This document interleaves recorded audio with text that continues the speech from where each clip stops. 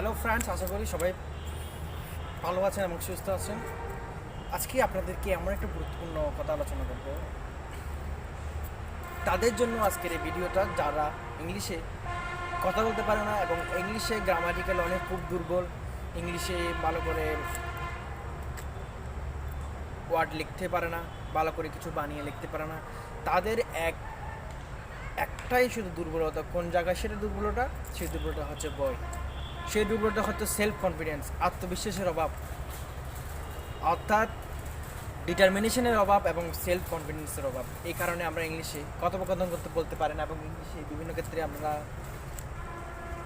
ভালো করে কিছু বলতেও পারি না।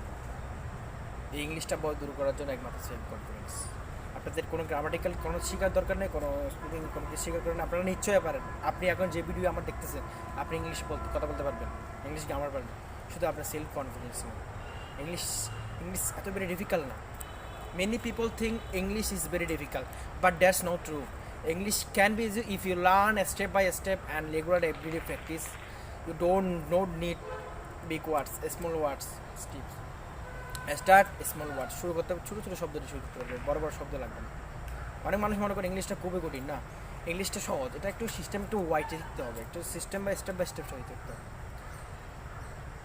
আপনার ইংলিশটাকে কঠিন মনে করে নিয়েছে, সেই জন্য ইংলিশ আসলে ভুল হওয়াটা কোনো পরাজয় নয়, ভুল হওয়াটা কোনো অন্যায় নয়, অন্যায় করাটা কোনো ন্যায় নয়। ন্যায় করাটা ভুল হচ্ছে এমন একটা শিকার পদ্ধতি। কেউ জীবনে ভুল সহজে করতে পারে না। ভুল এমন একটা জিনিস, ভুল করা ভালো। ভুল থেকে আপনার ভুল হয়েছে বলে আপনি শিখতে পারবেন ইংলিশে কথা বলতে পারবেন। আপনি ইংলিশে ভুল বলছেন, ইংলিশটা বলতে পারবেন।